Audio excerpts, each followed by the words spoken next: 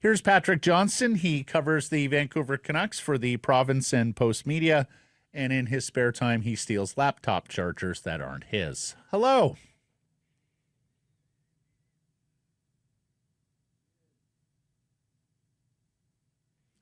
You're muted, Pat. Patrick. Muted. Even better, I muted myself. How are you, Matthew? Are you shook, bro? Are you shook? That screwed you up, huh? Oh, you walk into your studio on a Monday morning, you go, "Oh, where's my laptop charger? Who could have possibly taken that?" Autopilot, end of the night, you know? Mm-hmm. I don't know what I hear you. I hear you. No, it was terrible. No. It's all right. You recovered nicely. You got it to the David Quadrelli delivery service. Was quick, efficient. I had it later this afternoon. Thank you for that. Do you want to hear the second? Does anybody want to hear the ridiculous outcome of what happened to me after I dropped off? No, I don't think we do. No, I was fine. In fact, I'm sorry I brought it up. Nothing bad happened. I apologize, Matthew, profusely. It's all right. Thank you for having me back. Hey, buy me a beer at the Seas Nooner tomorrow, and it's all okay. By the way, yes, absolutely. Yeah. Yes. It's going to be a beautiful day at the Nat. What, if anything, struck you about Game 82? Oh, God. Oh. I believe the correct answer here is Patty O'Neill. Oh, yeah, I guess so. I started polling around looking for people to talk. Hey, tell me some good stories. And I got a couple decent ones. I didn't get enough to assemble into a proper story. I started, ask everybody else about him. Marcus Naslin told me that he used to go into Mike Bernstein. It was Mike Bernstein's story, but it's about Pat O'Neill. Just bear with me. Pat used to go. Former trainer Mike Bernstein. Yeah. Marcus said he used to go into Mike Bernstein's office, and Mike was very meticulous and kept things very nice and organized and all these things. And Marcus would go and rearrange everything and move it around. And Patty found out that he was doing this and would go in and be like, Marcus, where are things today? Yeah. What brings you to this part of Rogers Arena, Marcus? Here's what I love. Said it in the opening segment. Because if you know Patty at all, he's an understated guy, yes. Right? Like, he does not want to be front and center and in the spotlight. And we have seen, acknowledgments of Patty in the past at Rogers Arena, 25 years to 30 years after the Olympic gold medal in 2010, over and over. And Patty is forever standing back there behind the bench, arms crossed, sort of like, oh, okay, get the camera off me, sooner the better. I loved the fact that he stepped up onto the bench, sat there and basked in the applause, pointed at loved ones in the crowd, and then even was encouraged to wave the white towel. It was great. And did that. Like, it was a full break with care. I did not expect that in the least, and I'm overjoyed because he looked so joyful about it. And what caught me in all that was Rick Tocchet. That here was this moment he got to completely forget about all the stupidity and chaos and madness of this season. And he got to recognize, he's a guy who recognizes people who do the work, right? Yeah. This is one of the great things we've discovered about Rick Tocchet is that he recognizes how much work goes into things and how important the people underneath are. And that stands out, let's just say. Yeah, and how many times have we seen a big, broad smile like that on Tocchet's face? And then he grabs Pat and he whispers a few things into his ear. You're quite right. It was a moment of reprieve, of refuge, if you will, from all that has happened and all that's to come. Pete. Indeed. So you tell me, what are you hearing the latest on the Tocchet saga? Because yesterday he said, he doesn't believe this will be his last game as Canucks coach.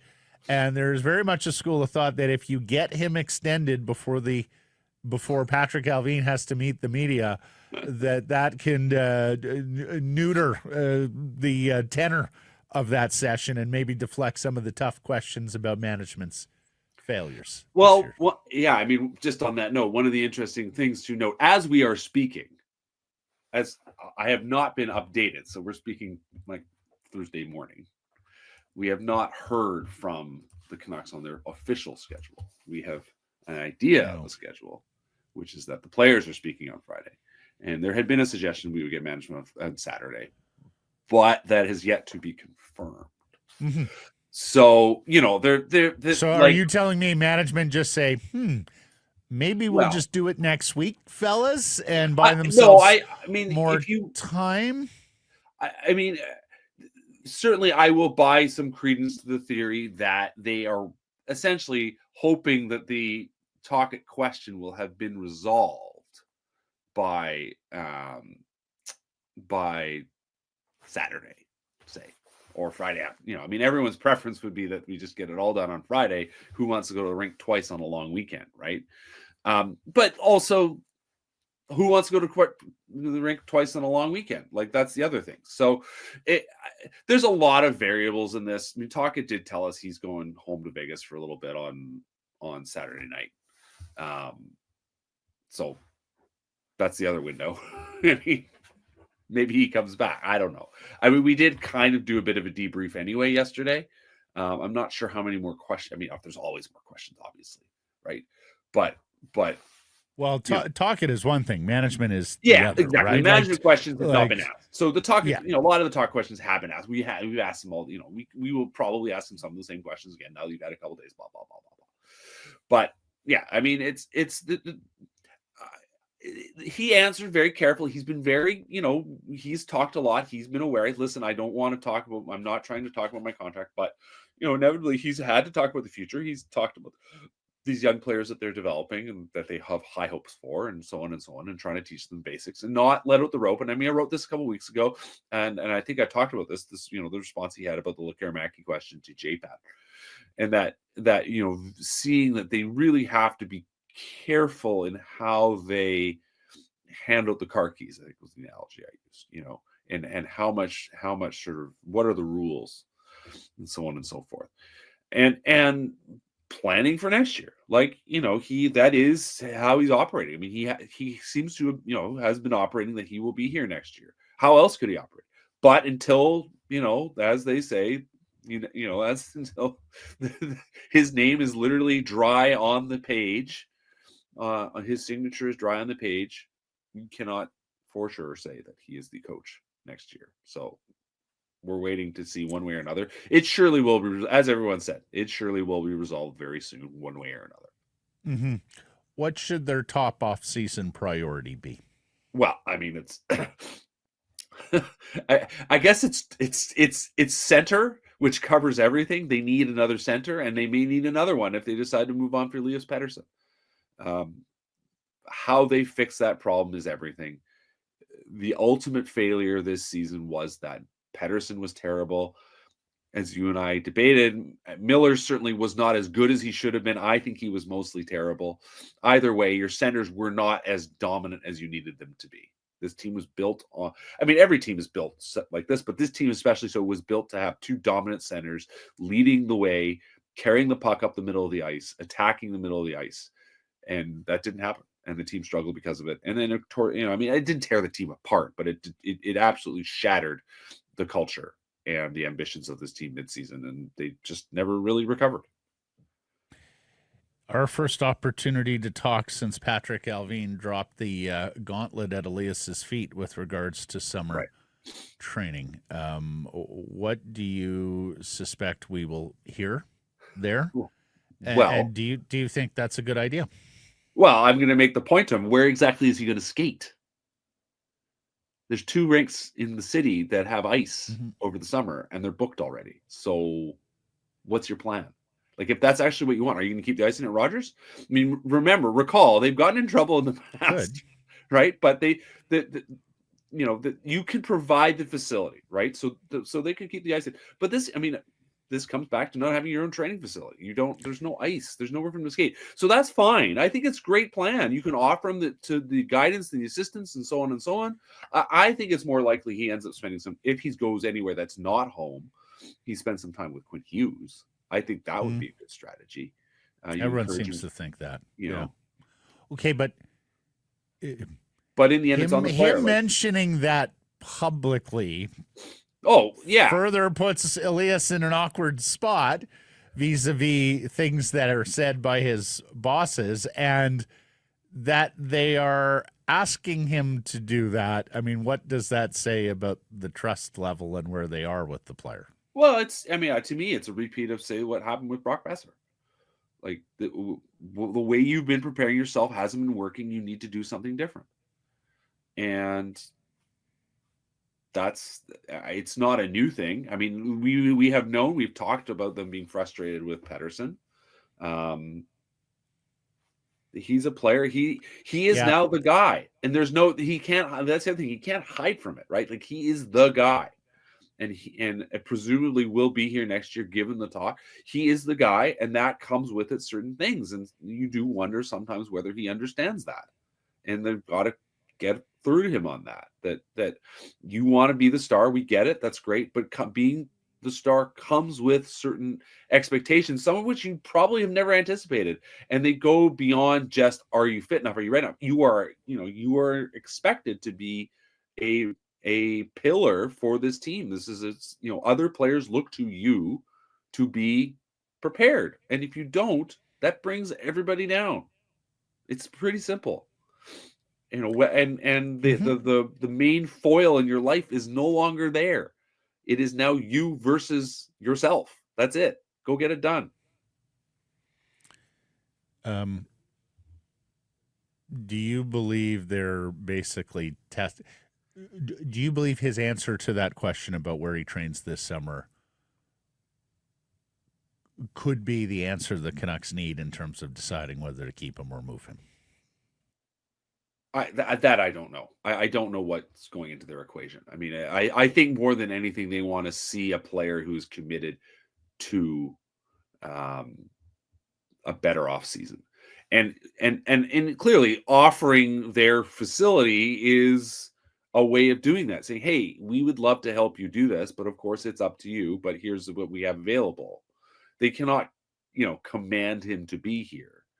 But there's also an expectation. What is your plan? We want to see a new plan. I mean, that is very clear that whatever he's been doing, or certainly what he did last year, was not viewed as acceptable. And that is the frame in which everyone needs to understand what they're saying. They are saying, we need something different, and we want to see what you're going to do. Can I give you two things to check out as a enterprising reporter when you're asking where are they getting the ice? You love to give me ideas. Yes. Well, Greg Kerfoot's pad at his Whistler home. Sure. And the ice pad at the Abbotsford Mansion, formerly owned by Chad Kroger. Good. Or you know where else? His buddy Michael Bublé has a rink in his basement in Burnaby, near my house. There you go. Oh, there we go. There you Private go. skating. Because Francesco hobnobs with all the wealthy and famous, and so sure, if one of them can make their ice sheet available for the Canucks star player. Do you think there's any hope for a Boeser return?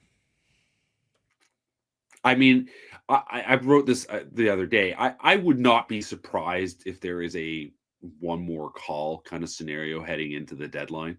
And whether that is up to snuff. I mean, I think Boeser in his heart wants to stay. But his head, I'm sure, is telling it's not been an easy year, and there is frustration with how the discussions have gone and where they're at and what the valuation the team clearly has on him. So, I will not be shocked if he returns, but I'm mostly expecting that he's at least going to open the door and see what's out there. I think that their position clearly is that the Canucks are, well, essentially, I mean, if you take what Patrick Allvin was trying to say, which is that no one is interested in this player, certainly not at the value you think he's worth, they clearly disagree with that. And so from that standpoint, you can see them going out the door and saying, no, we believe this is what he's worth, Yeah. Do you believe the Canucks need to add more character and leadership to their dressing room? And I don't necessarily mean, someone to help Quinn Hughes, right, Tyler Myers wear a letter, but like Ian Cole type of players, was that lacking this year? If they had more of those guys, does the Miller-Pettersson feud come to a head like it did? Well, yeah, I mean, certainly it is clear that both those players, they consumed oxygen that was otherwise perhaps going to be consumed by Miller. But I think they were also in a position to say, like, I mean, I wrote this in the wake of the Brad Richardson revelations. Brad Richardson, obviously veteran player, been around a long time, has seen a lot of things, but he was there for 2 months, and these are guys who were here their whole season. It makes a difference when a guy who is ensconced in the culture says, you know what, maybe calm down. This isn't what matters. And I do think there was an element of that, the lack of that in this group certainly was a factor. Now, whether we still have not sorted out a lot of the details, and so it's entirely possible that those details, what happened was there was just no fixing that. But in terms of the what you need inside, yeah. I mean, Derek Forbort, by the way, is one of these people that he's not the loudest, brightest, most sort of outspoken guy, but he clearly, I mean, I think he's going to be back, and I think part of the reason because they really appreciate the professionalism he's brought to the scene, that the sort of the stoic nature he brought to kind of get it done, don't let things bug you. There is something to be modeled there. That said, you can't have a team full of those guys. You still need personalities that lead you forward, and I think this team, I mean, from the outside, it sure seems like they could use another guy or two like that. They reset the culture, obviously, at the end of January, going into the Four Nations. And so those, the between, the Marcus Petterssons and the Phil Petels and some of the young guys, the direction has been reset. Do you need to add more to that? Absolutely. I mean, you do need, in the end, that guy that's going to take what people perceive Miller to be at his best, which was that sort of drag you into the fight type player. Whether Miller was actually that guy or not, I think you can perhaps debate. But that notion that people have that, I am going to lead my team forward, which we've seen, and Miller was certainly in the playoffs last year. They definitely need another guy like that. There's absolutely no doubt about that. Mm-hmm. Is Willander going to play for Abbotsford this year or no? I mean, at this point, it feels like no. They're really, the Canucks are clearly holding a very firm line on what they're willing to offer in terms of bonuses. So I mean, that wouldn't. I've already refuted. I don't get that. Like, unless you've got marching orders from on high about money spending, I just don't get that. It does. It's very odd, and it's penny wise, pound foolish. Yeah, it's very surprising. Frank's penalty's already been dunked on enough, I suppose, in this one. But it's why I was surprised when I saw his report. I was like, wait, what? Because I've been obviously poking around on it, and everything I'd heard, just hours before that report was like, no, nothing has moved. And as everyone else, along with everyone else, no, nothing has moved. Like they are stuck on numbers that are not the same, and Canucks are holding firm. And at this point, there's no need for him to come, because if you're talking about a contract for next year, which is now going to be, because if he's going to Abbotsford, he just goes on an ATO. It doesn't matter when he signs. The pressure point was perhaps him playing NHL games, and now there's no NHL games for him to be played. So, does he want to, I mean, the Canucks would obviously like to have him involved in a playoff run and a team that's actually been playing pretty well, and some young guys that have learned some culture here, and so on and so on and so on.